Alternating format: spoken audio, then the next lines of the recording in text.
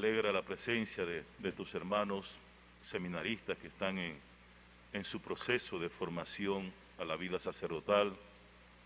Jonathan, ¿verdad?, que es de esta parroquia y que siempre nos acompaña los domingos. José Luis, que es de la parroquia de Macaracas. Oscar, el más joven, ¿verdad?, el más pequeño, que está prácticamente iniciando su proceso de formación, que es de la parroquia de Tonosí. Y Víctor ya ha culminado sus estudios y va a colaborar un tiempo en esta parroquia de Catedral.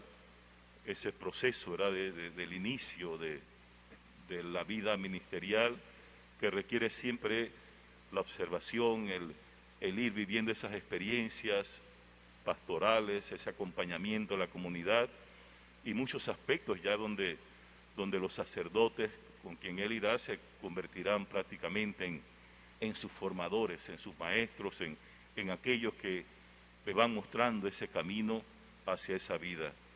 A ellos, ¿verdad?, quiero agradecerles esa respuesta que han dado en un mundo donde hay tantas propuestas y opciones.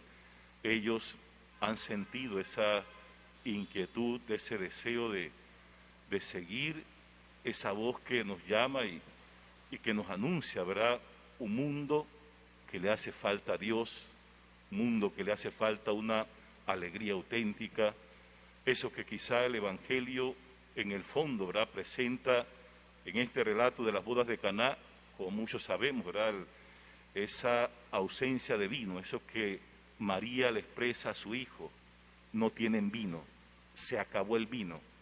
Y el vino tiene muchos significados en el Antiguo Testamento, pero quizá el más común es la alegría. Cuando falta la alegría es que hace falta aquello que enriquece, que mueve, que llena, que sacia la vida entera, y la alegría es como fruto de una experiencia que nos hace plenamente nuevos. Y por lo tanto, ese mensaje que nos da en algunos personajes de este Evangelio, como lo son María, quien es la que se da cuenta de que hay este conflicto, hay este vacío, y que también es la que invita a los servidores a hacer lo que el Señor les diga. Y los servidores, que también tienen un papel fundamental en este relato, son los que a veces pasan desapercibidos, se presentan como aquellos que siguen el consejo de María y lo que el Señor les diga, pero que son esos que van a llevar ese trabajo de llenar las tinajas, de llenar y tratar de cumplir con eso que el Señor les está pidiendo, que se va a transmitir a través de este signo un mensaje tan profundo: llenar la vida de los demás de ese vino nuevo, y que son los que sabían de dónde venía, los que han escuchado la voz del Señor y saben de dónde viene ese vino bueno, es decir, esa alegría. Los seminaristas, aquellos que se consagran, están llamados a esa misión, y muchos laicos que viven su apostolado sienten esa misión de tratar de llevar a muchas personas, jóvenes, matrimonios, ancianos, enfermos, encarcelados, personas en los distintos campos, regiones del mundo, tratan de llevar ese vino nuevo, ese vino de la alegría. Y son conscientes de eso, que son instrumentos que a veces pasan desapercibidos, porque lo importante es saciarlos de ese vino que el Señor quiere comunicarles, es decir, de esa alegría plena. La figura también que siempre ha llamado la atención es la del maestresala, de aquel que es como el encargado de que no falte nada en la boda, y que era como la figura de aquellos que eran responsables de que en la comunidad no le faltara eso, la alegría, la fe, el amor, una vida llena, pero que sin embargo es el último que se da cuenta de que se había acabado el vino, de que ya la comunidad estaba vacía, había perdido sentido, y por lo tanto eso que nos recuerda, ¿verdad?, a quienes tienen esa misión de estar velando por la alegría, por la vida, por la felicidad, por la confianza en aquel rebaño que el Señor les confía, a los ministros, a los padres de familia, a los que tienen a su cargo una comunidad o algún grupo de personas. Uno siempre tiene que estar atento de que no falte nada, que no nos falte esa experiencia de Dios que llena totalmente la vida.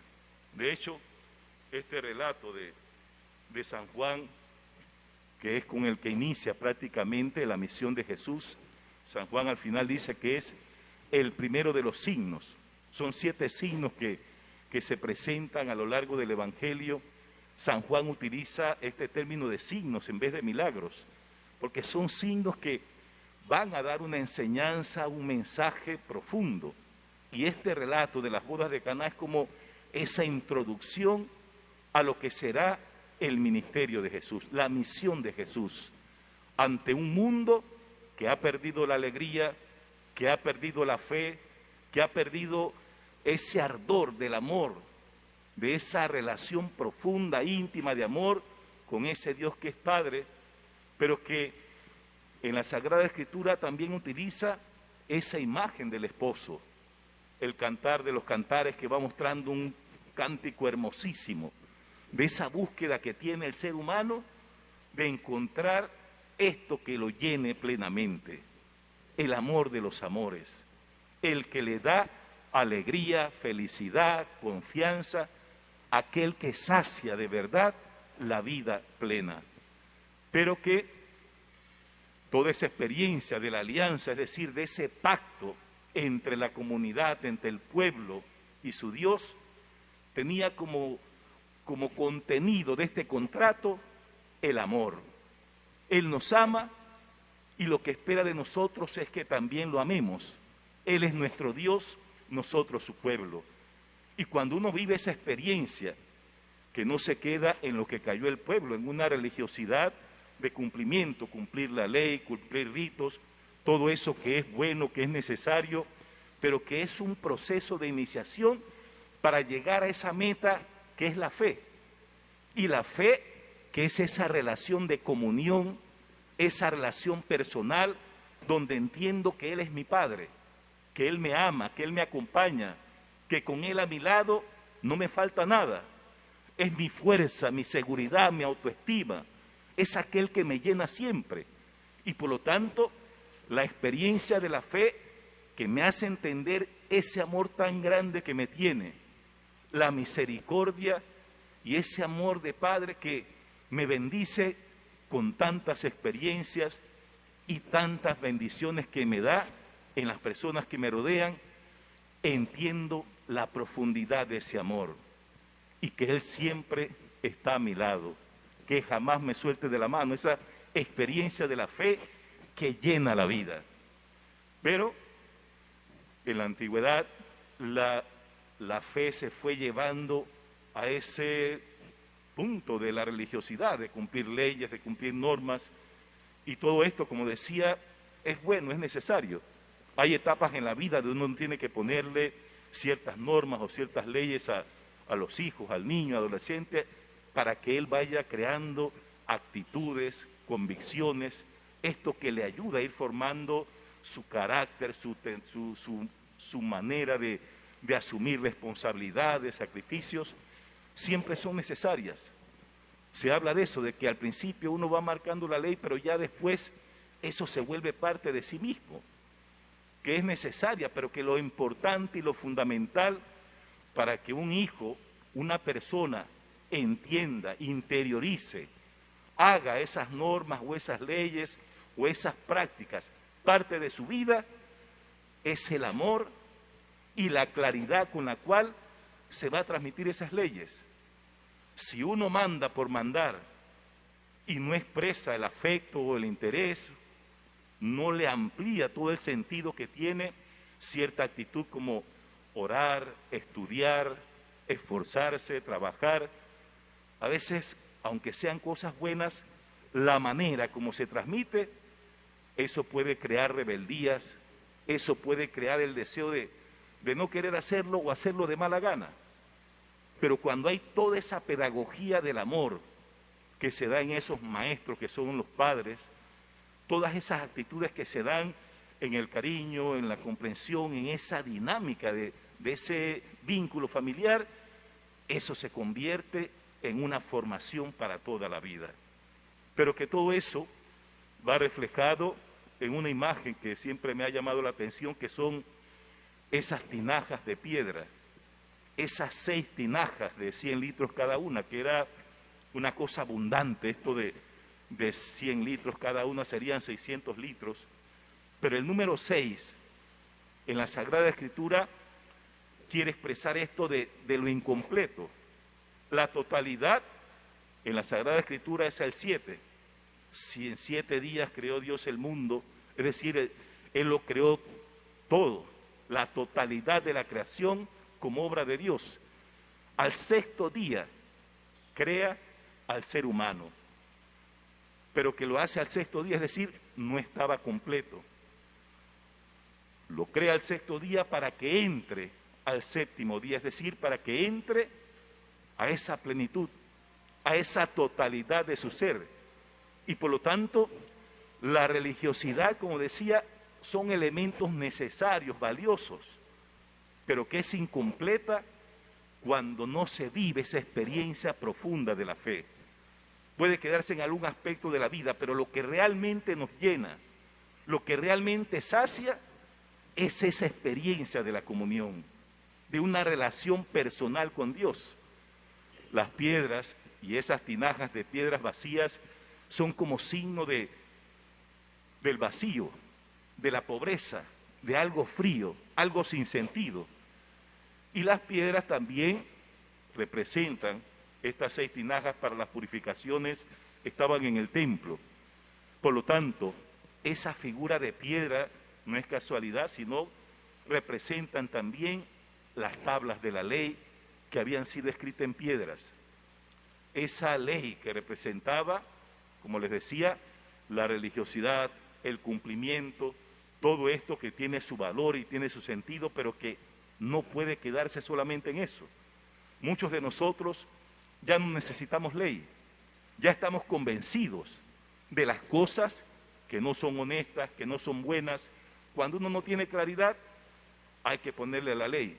El ideal es que vivamos en un ambiente donde no existan tantas leyes, sino que uno viva con esa conciencia de que tengo que ser sinceros, tengo que vivir esa responsabilidad de cara a mi familia, a la sociedad, del trabajo, del valor, de la puntualidad, de muchos aspectos. Pero como el ser humano a veces no asume su responsabilidad, no tiene esas convicciones, hay que poner a veces la ley.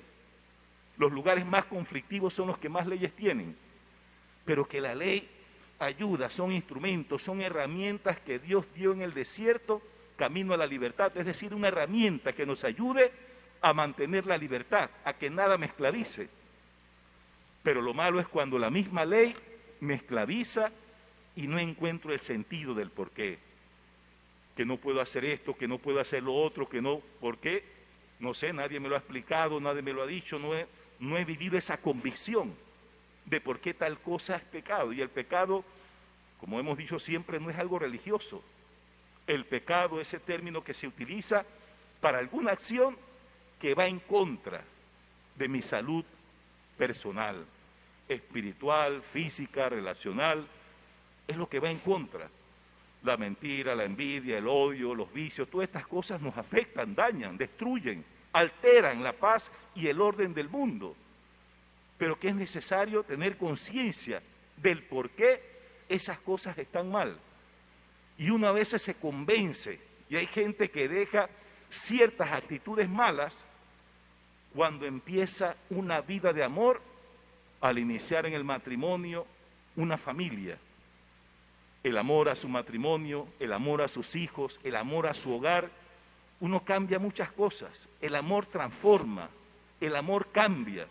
De hecho, esa imagen de las bodas de Caná que presenta esa figura del matrimonio, el Papa Francisco en esa exhortación Amoris Laetitia, la alegría de amar, va mostrando El amor, un término que viene de amor y de ahí viene el término amistad y que expresa eso.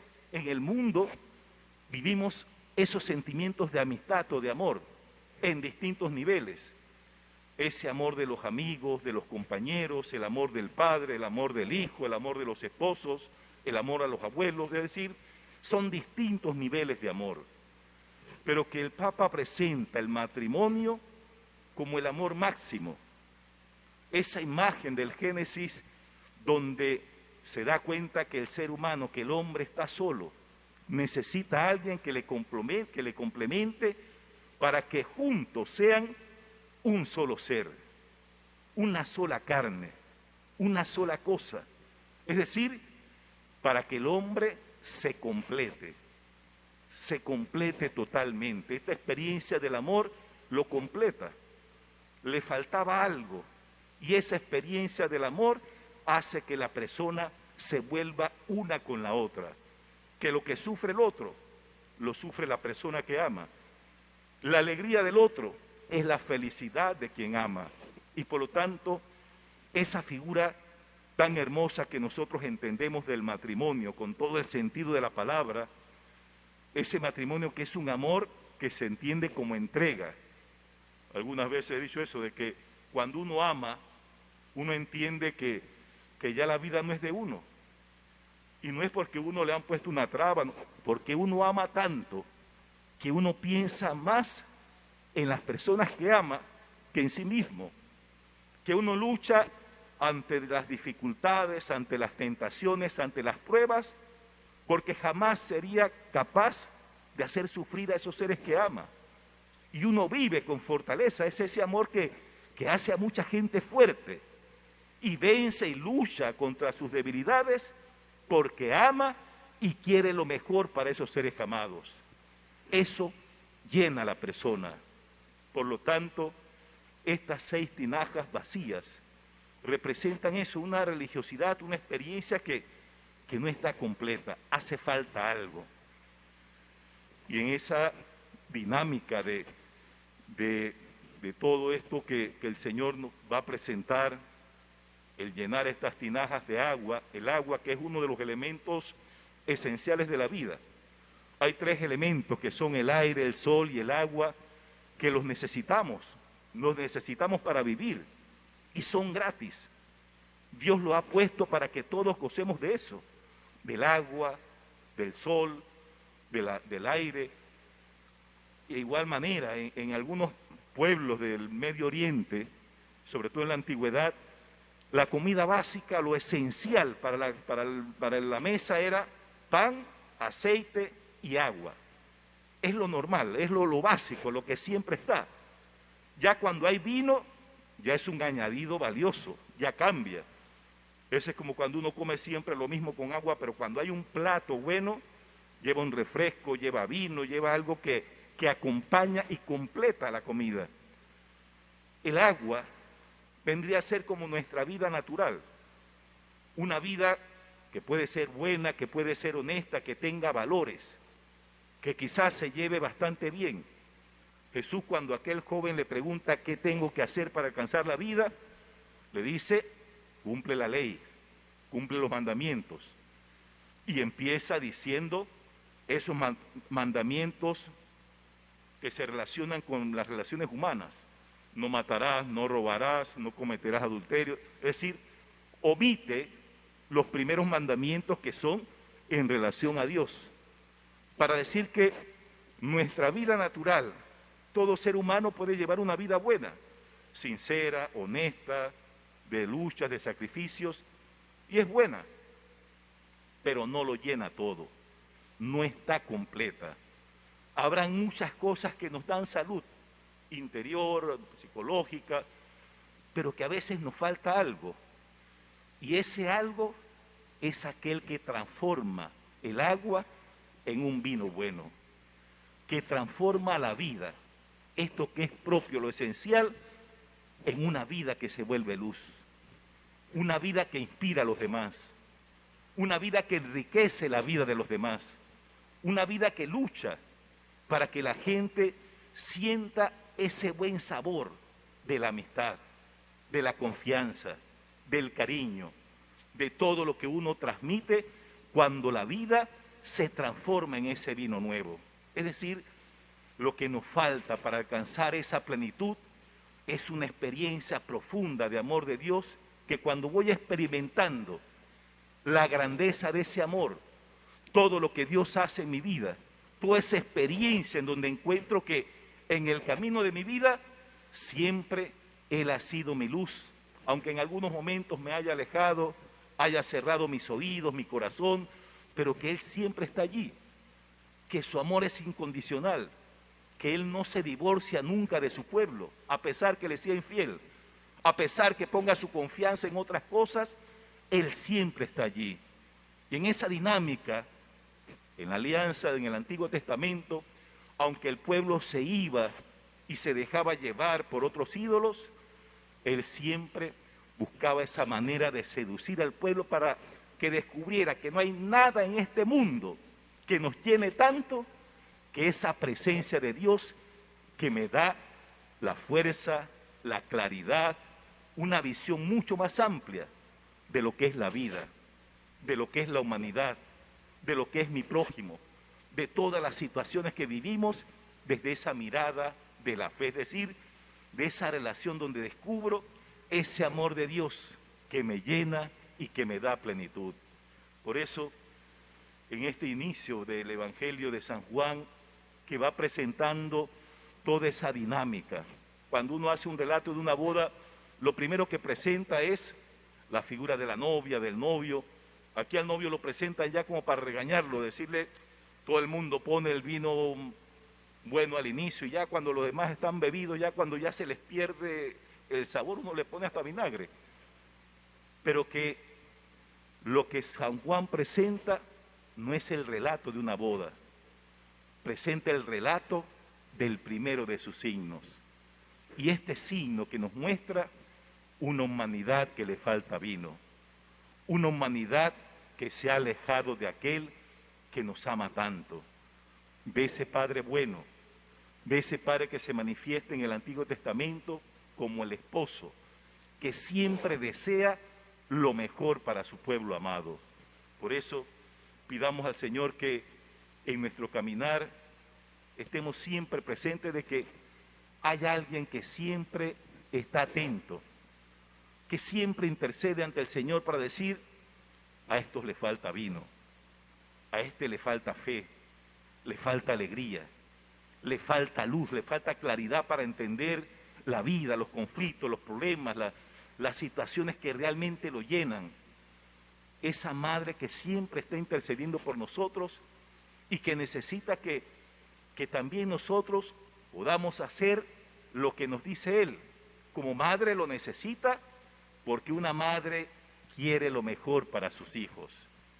Y lo que una madre quisiera para un hijo es que vivamos a plenitud, es que nuestra vida no quede incompleta, que nuestra vida se llene para que al final se sienta esa satisfacción en el amor, la entrega, los sacrificios, el interés, todo esto que al final de la vida, cuando hacemos ese inventario de lo que fue nuestra historia, reconocemos que lo más grande, lo más valioso, la huella que uno deja en el corazón de los demás es haber transmitido ese buen vino del corazón, esos sentimientos tan profundos que nos hacen entregarlo todo por los demás. Que el Señor nos siga iluminando, siga saciando nuestra vida, siga enriqueciendo nuestro ser y que siempre en el camino sintamos la compañía de aquella madre que el Señor nos las puso para invitarnos siempre a hacer lo que Él nos diga y cumplir esa voluntad de vivir a plenitud. Que así sea.